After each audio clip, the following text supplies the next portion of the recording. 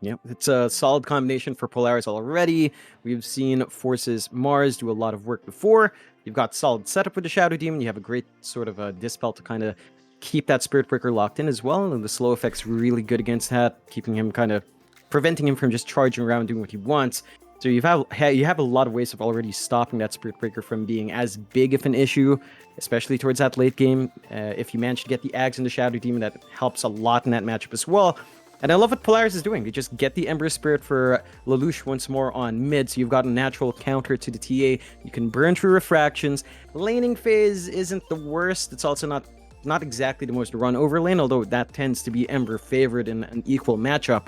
So we'll see if Lelouch can really push it to its limits. For Lilgun, though, they do flex that TA around a lot. You know, we see it safe lane, we see it in mid, so they can still kind of just run the safe lane TA, pick something else mid to keep the Ember down, and get their momentum going that way. Lilgun do manage to pick up the Bane, which is something Polaris has also been picking up a lot of recently here, Mike, and it gives them solid hold. They've got the combination with Grimstroke now, so you've got the Spirit Breaker on the offlane, you've got the Inkswell on Spirit Breaker, you have double grip with Bane, with Soulbind. There's a lot of good ways of kind of taking these pick-off ganks for Lilgun to play run and gun.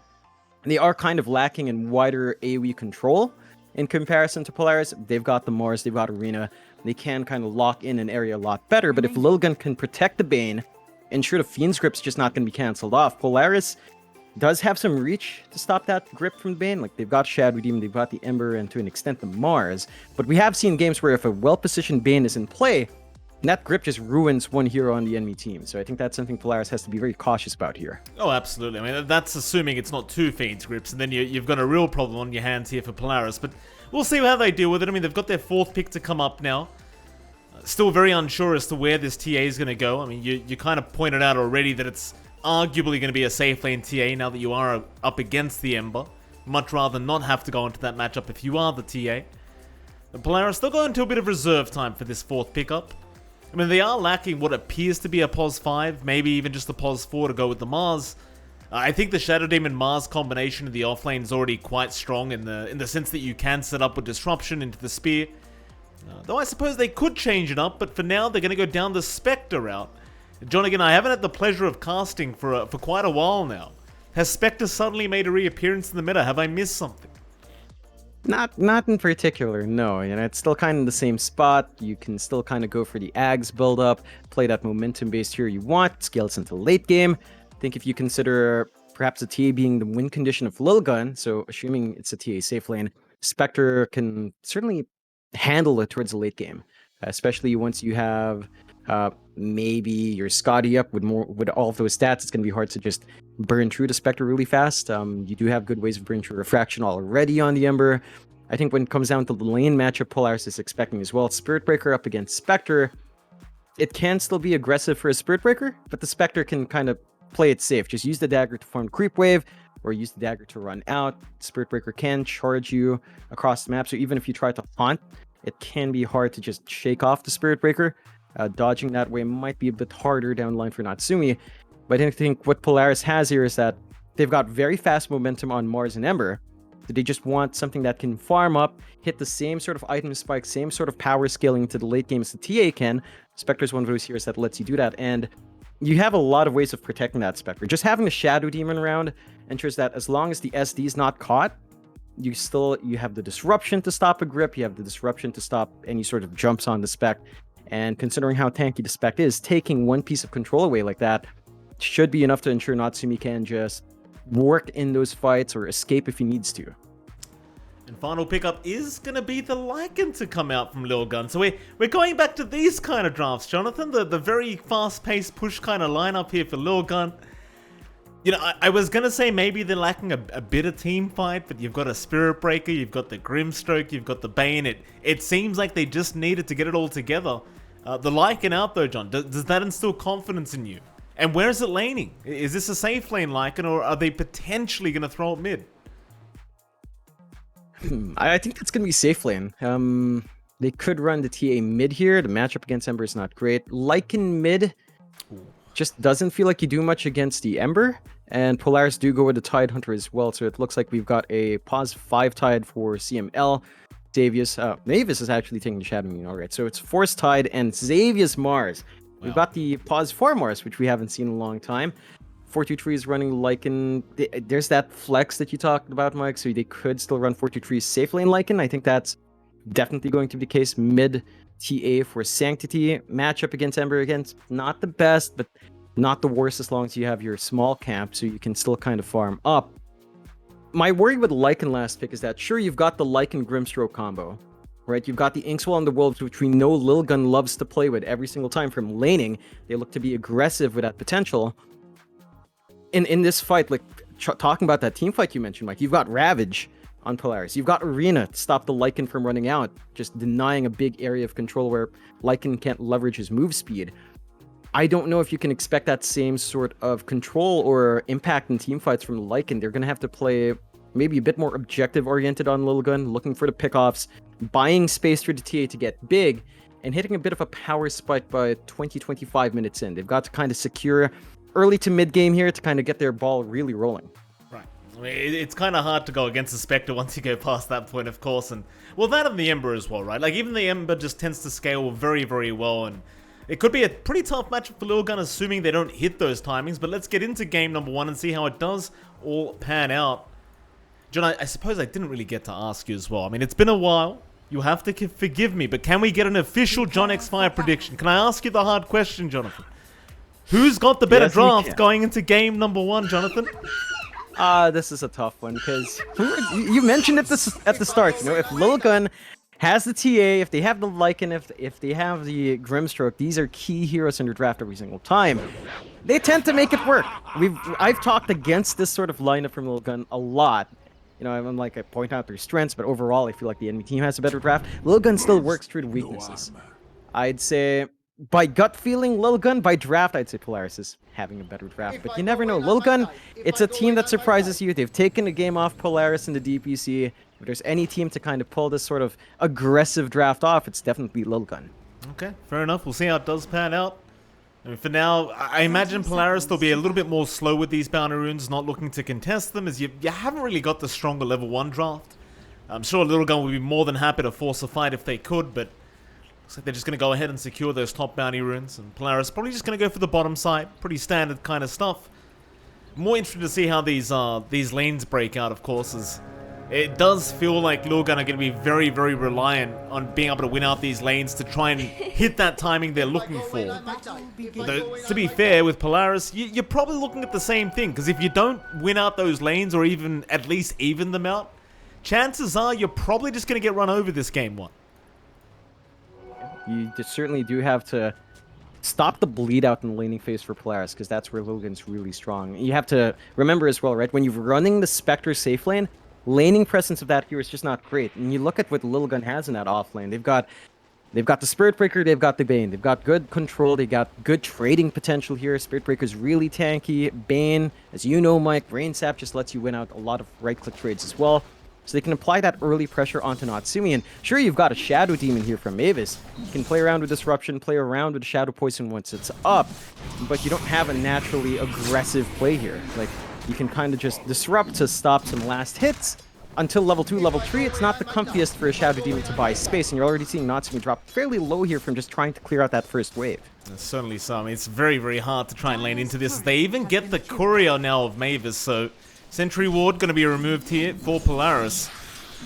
You see this Breaker, he's just not concerned whatsoever. Even when Kishka just goes for a walk, just not concerned about this Mavis Shadow Demon.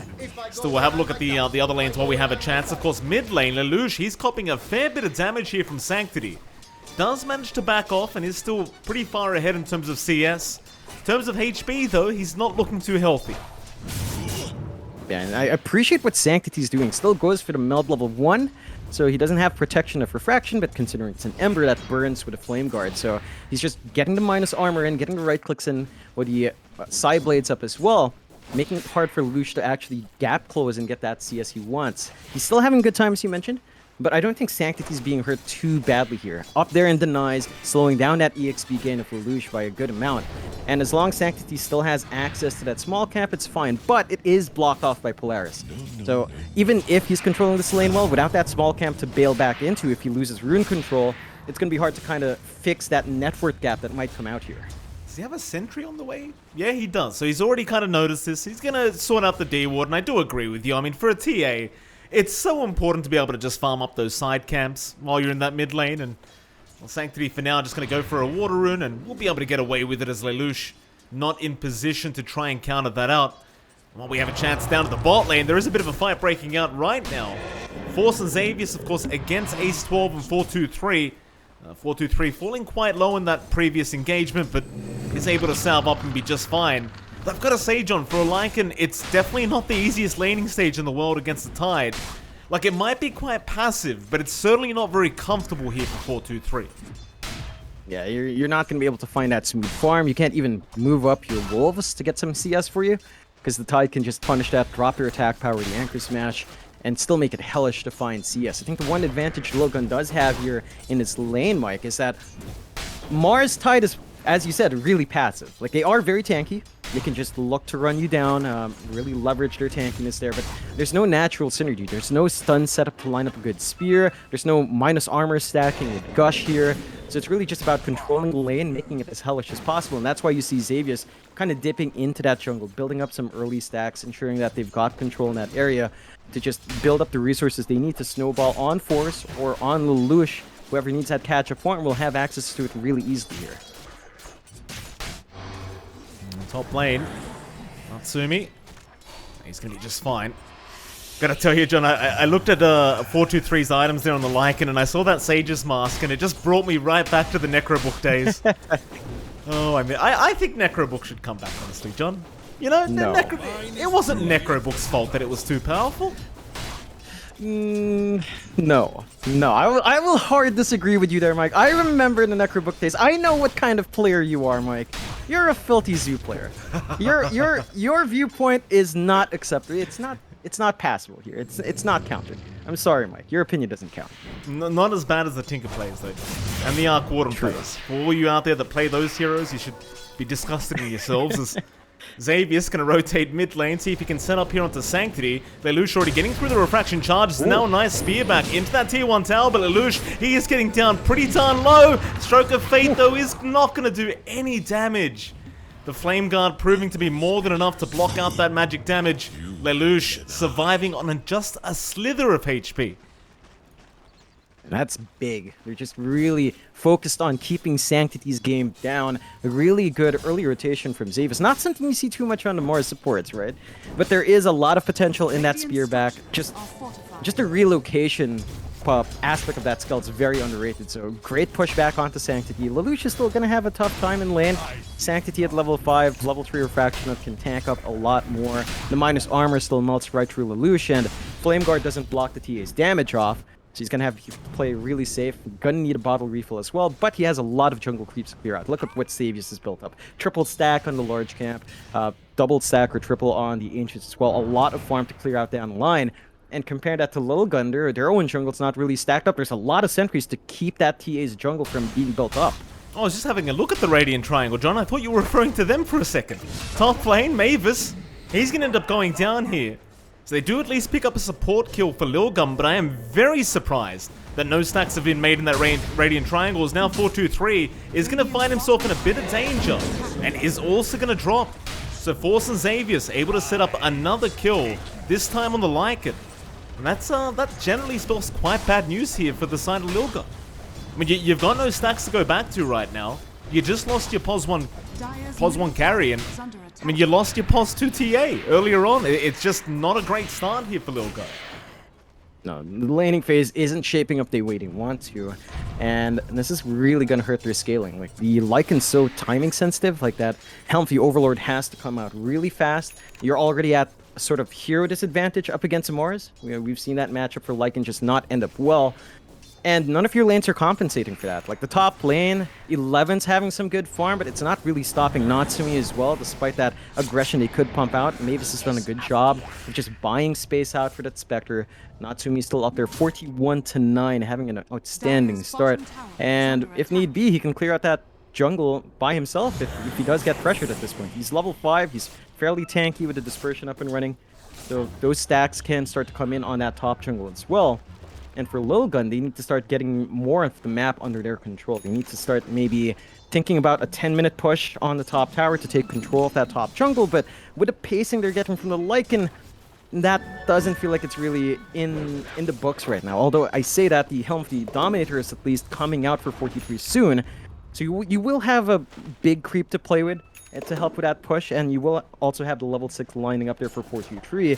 But they've got to kind of start to reel this map in, because Polaris is just managing to work all the resources to their end. And had they had that, oh, jeez, I almost forgot the item, the Helm, Jonathan. The Helm, yes, I mean, it's been a long time. Yes, thank you, Jonathan, the Dominator. Had they had that, they probably would have gone for a very early push, considering they had a siege creep at that top lane. But now they've kind of lost that opportunity, and, well, like you mentioned, it's rather problematic. Let's see how they try to recover, though. Sanctity, go for a bit of a fight over that power room bot lane, but does not manage to get it as is top.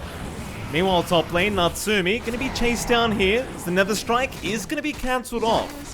Lelouch is slowly making his way over to try and help out. Ace 12, though, is going to drop anyway, and Lelouch, he just comes in to secure the kill. Does take it for himself in the Ember. It's going to mean 1-3 now, the way of Polaris.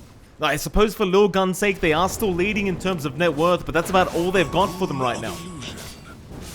Yeah, it's only a very slight lead. Like, when it comes down to the individual heroes, you are still having a really good time on Force. His bot lane's just pretty much freeform with the tide. Natsumi's not too far off. Sanctity, 11, and Lelouch are kind of tied up, but you're really hurting from the fact that your Lycan's just not getting that initial farm. The Dominator is up, Mike. So you do have that Dark Troll Summoner, you can look for a push, you've got level 6 up on 423, but they aren't quite amassing in an area on the map yet. They did manage to clear out the sentries on the triangle. This is their first set of stacks here, Mike, on that Radiant Triangle. Just a double stack so far, and that will get Sanctity up and running at least a little bit quicker, but all their timings are kind of thrown off by maybe 3 to 5 minutes now, so the window they have for that 25-minute spike is growing smaller and smaller, and it's getting a bit slow to hit those initial spikes as well. Look at Polaris, their own jungle, uncontested, being cleared out by Lelouch now. Massive stacks there. There were massive stacks in the top jungle as well. And they still have the Ancients that they can give off to Force or Natsumi if need be. And there's still no information there from Lilgun. They've got the Spirit Breaker, they've got the Lycan, they have this potential to jump all across the map and apply pressure. They are getting push up top, but the greater use of resources for Polaris still stands. Nightmare's there onto Xavius. They're going to try with the Wolf Form, just chase down this Mars. Xavius, he'll keep rushing forward as Force. He's going to come back in. They do have the Ravage, but Xavius is dropping rather low now. Still trying to juke them out as Force is still fighting out, and they can't kill him. Xavius, he is finally going to tie to the Wolves. But Kishka is probably going to go down for this. They do gush him up. Natsumi will slowly get to it. Oh my god, he drops an item there for a second to get the max verify usage. Risky plays here from Kishka. Won't matter anyway. He does end up going down. Mid lane. They'll try to go onto the Ember, but they can't really hold on to him. Lelouch, he's going to be just fine. Yeah, and Lelouch is set to hit this really early power spike. Like, he skips the full Orb of Corrosion, just gets a Javelin, looking for Maelstrom, and is diving deep. Yeah, Inkswell's there, so they're going to ward them off, but Xavius, he'll drop the arena. Does end up dropping as the Fiend's Grip now does catch out Lelouch. It could be a massive pick-off here for Lilgun if they could find it, and they do. Ace 12 in the meantime does go down as Natsumi comes in with the Horde, and now the Ravage out. Force catches 3 heroes with that. They've lost Sanctity on the TA. Can they at least find some trades? Looks like they're just going to have to accept it. A 2 for 2. They do think about the Nether Strike, but they will not end up committing. I suppose overall, John, not really too bad for Lilgun. Just a very even trade between these two teams. Yeah, even trade in the end. I think you still arguably win out on Polaris because you drag in your Spectre, gets a kill, gets the AoE EXP, uses Haunt, which is so important for that hero. You want to be able to find a kill every single time that spell is up because the cooldown is so long. So I think overall, you're fine with sacrificing your Ember to enable that. Lelouch is still having a great time with net worth. Starting to lag a bit behind with Sanctity getting that triangle up and running. So the catch-up is coming in for Lilgun on that TA. But you have to worry if they're doing enough to stop. They're still keeping pressure on Lelouch though. Oh, Inkswell does land thanks to the Wolves being invis, and now Lelouch, well, he found himself in a spot of trouble, but not for long. He'll get the silence off and just remnant out. It's one of those little kind of combinations you've always got to be wary of is the Inkswell on the Wolf. So you won't be able to see them making their way over. Still, not really a problem for the Ember quite yet, as Lelouch, well, it's kind of like you mentioned, John. He'll go right back to the stacks that were made here by Mavis. And it's going to be a rather easy time for him to just clear them out once he does have that Flame Guard back up. Just absolutely nothing that they can do to stop him. Lelouch, he's just able to take these freely. It looks like Lilgun, I mean, perhaps they have kind of read that the stacks were being made, but they've made no attempt to try and contest them.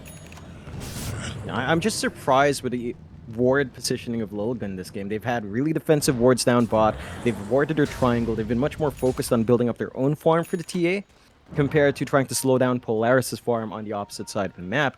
Again, you have to consider, you've got a Spirit Breaker. This guy just wants to run in. He's got the Inkswell combos. He's got the Wolves that can back him up. He's got a Lycan with a Dominator that can transition to a push from a pick-off. And I think this much more defensive set of wards are holding back that potential. They are making moves down bottom for Force, though. They've got plenty of damage as well with that Helm of the Dominator creep, but Force is a tanky boy, and with the Anchor Smash out, they've got no way. They've just got no way to deal with him. Towards the north, Lelouch, he is being chased down. Bash, potentially out. No, it's not going to be there. Nether Strike to try and get himself out, but Lelouch is just going to keep going, and he'll secure the kill, no problem. No, another kill to go the way of Polaris. Lilgun still biding their time to allow Sanctity to do what he needs to do. So he does get a bit of mid-tier 1 tower pressure going for himself in this TA, but again, that's about all they're going to get here for Lilgun.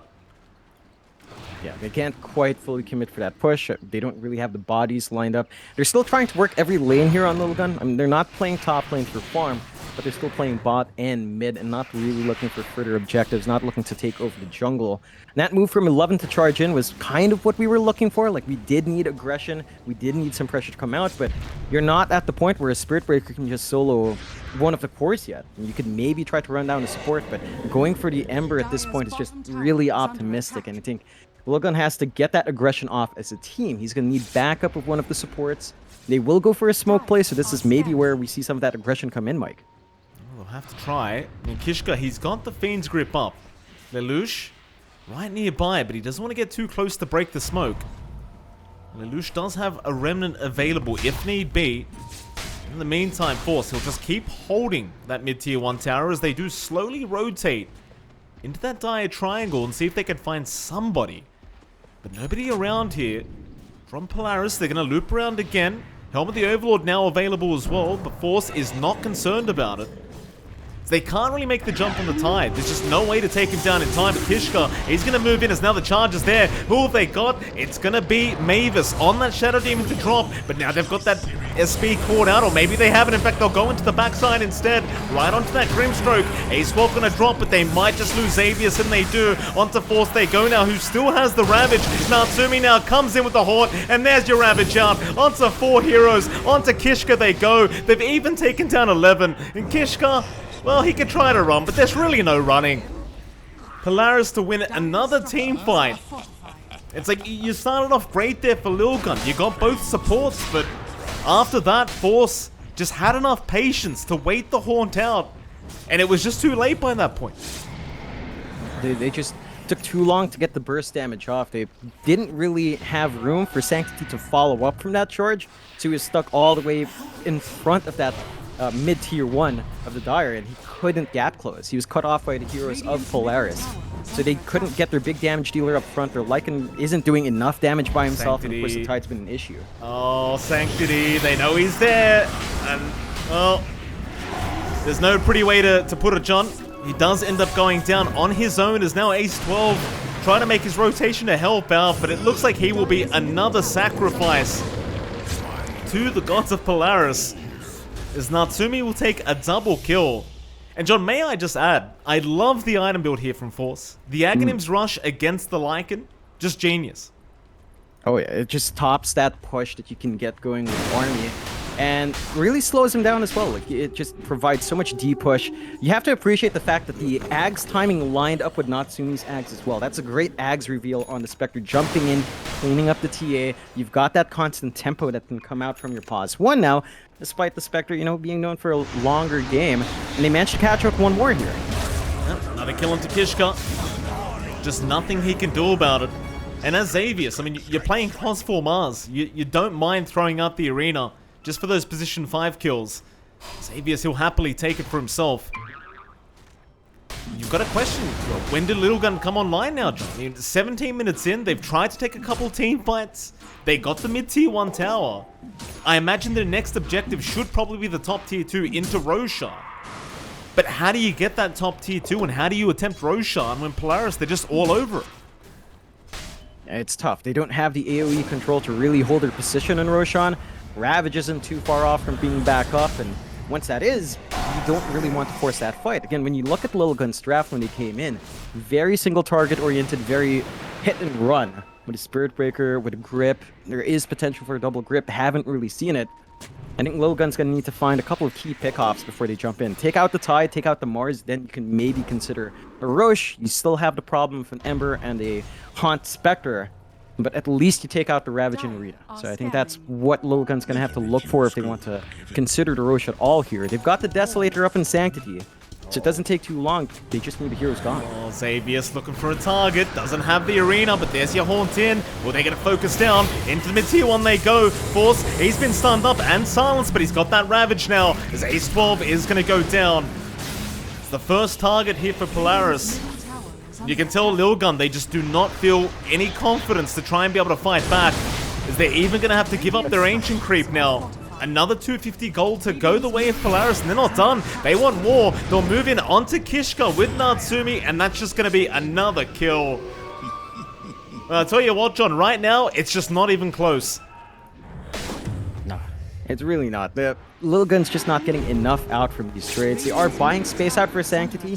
He's been working the top jungle while all of that action breaks off. But he's not really able to use this quick Deso timing to his advantage. He's got the Deso Dragon Lance, he's got a good amount of stats, really good damage to use with your Lycan here. It's just not well protected enough. Sanctity's going to need the Blink and the BKB. I don't think just one is going to cut it. So that's a lot more gold Lilgun's going to have to wait for and buy some time for. At the least they can start to do that, but look how active Polaris is. Yeah, they're onto the breaker now, and within the Nether Strike being committed, it really doesn't do much. They just find another easy pick off in Lelouch. He's starting to feel confident, John. The tips are starting to fly out. And I can't quite blame him. Again, it just feels like a very one-sided game thus far. Polaris, they've just executed their draft perfectly, at least for now. Yeah, they've just been hitting their spikes. We talked about where Lilgun wants to be at this point. They want to be the dominant team at 25 minutes in. Ace 12 getting caught out, though. Love to see it here if you're a Polaris fan. It's just so annoying, right? Because every time a support gets spotted, you're going to cop that AoE gush, and there's not really much you can do about it. And of course, the Spectre, he can just kind of haunt in anytime he wants with the Shadow Step. There's just no stopping this. Radiant's middle tower is under attack. I mean, it's a 40-second cooldown. You're going to be able to gank every 40 seconds, and that tempo is just kept by Polaris. Here you go again. Yeah, speaking of the devil, 4-2-3, gonna get caught out. Gush does connect. Lelouch, he'll happily rush in. In fact, they even got a cherry on top. Thank you very much, Mr. Kishka. They'll take a secondary kill here for Lelouch. They don't even want the tier 1. They'll go right into that Radiant Triangle or just take over again. Yep. Just keep denying the farm away from Sanctity. Keep choking out these cores that need a ton of farm in the Lycan, in the TA. And just keep denying the map. Like, there's not much Lilgun can do to apply that pressure back. We just haven't seen the successful rotations they need with a Spirit Breaker. I think a lot of this is really riding on 11 to find an angle. And for that, they still need aggressive wards. They just haven't been getting out these forward wards that Lilgun need. All their wards have been defensive this entire game, Mike. They're still planting wards in that bot jungle just to ensure Sanctity has at least one part of the map you can just stay in. But that cuts off your Spirit Breaker's angles. That might go back to the laning stage though, right? Like, it wasn't the laning stage I think Lilgun wanted. And I think they've just accepted the fact that they've just got to play defensively now. Not that I think that's the right way to play this draft at all, John, but I feel like they've just been left with no real choice now. So I hear a charge going on, but, well, as expected, it's only to clear out the bot lane. They just can't fight, and it is a rather depressing game as a Spirit Breaker, because like you said, all you want to do is charge at people. But you just can't do that right now. Yeah, I think the good news for Lilgun is if they manage to hold on, there are some good items that are coming in. Like the BKB for 11 is going to enable him to really just charge in, not care about anything that Polaris has to stop him. And that's where he can just focus in, get the bashes off, hope his team catches up to him, and kind of set off from there. Radiant's Polaris are going for a smoke middle tower is wraparound, though. under attack. Lilgun might get pincered in here if they're not careful. Yeah, they certainly might, and it seems like they were trying to chase down Natsumi, but he does read the map and does understand something is awry. Is now Kishka barely going to avoid Lelouch, or maybe not. They have the dust and they saw him just barely. Is Kishka? Well, he is almost guaranteed to fall. They even found 4-2-3 in the backside, and as the Lycan, there's just nothing he can do at the moment. Another couple kills to go the way of Polaris, and just no contest. I mean, hell, if you're Polaris right now, John, do you just go for Roshan?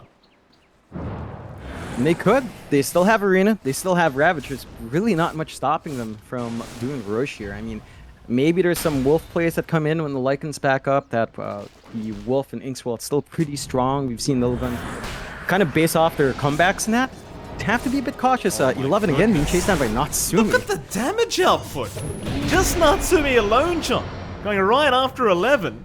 Radiant's bottom 11 though, tower he's going to is go for a under run. Still the chase is on. Lelouch will remnant forward as the dagger is going to give some vision, and the sleight of fist should be more than enough to get it done. Tips out from Lelouch as he picks up his 10th kill of the game thus far. And they haven't bothered trying for Roshan yet, but the pings, they are slowly starting to come out. It does seem like Natsumi's ready this time around. But why not? Again, they still have Ravage. No Arena, but it doesn't really matter as long as you have another big spell on hand. And Lilgun just don't have angles. They don't have a trap to scout out. Look at all the sentries from Polaris. They have a ton of sentries all around the triangle. No ops really watching that entrance, but they know when the wolves are coming in. They can just kind of take care of it easily. So there's no sneak factor here for Lilgun. They will try to smoke out here. They are going to try, and they are still in time to try and contest this, but Roshan is still dropping, and they aren't going to make the jump in. They were not feeling confident, but Polaris, they're more than happy to force the fight as Natsumi has already found Ace 12, and that'll be one. Can they find more in the backside? Ace, rather 4-2-3's trying to get it done by himself. But that'll be the BKB usage basically going to waste as he's just unable to do anything. He just can't kill a support at the moment, as it's like. No, it's a really great Ghost Scepter pickup from Mavis. I mean, you have basically a full physical core set from Lilgun, right? TA, Lycan, even the Spirit Breaker relies on the right click, so just one little item's gonna hold him back, and it's not like anyone's close to the Nullifier. So your supports will always be protected to an extent. Polaris using this Aegis to just push 2 lanes in, mid and top tier 2 under pressure. Lilgun getting what they can from bot lane. Can't really contest this fight all too much, and the insane thing for Polaris is that Ravage is still up. They haven't used it at all in the past few fights, and they can always threaten with that if they want to kind of pierce high ground here. Look at poor old Kishka. Where's ended up, John? Just kind of stuck in that Shadow Amulet.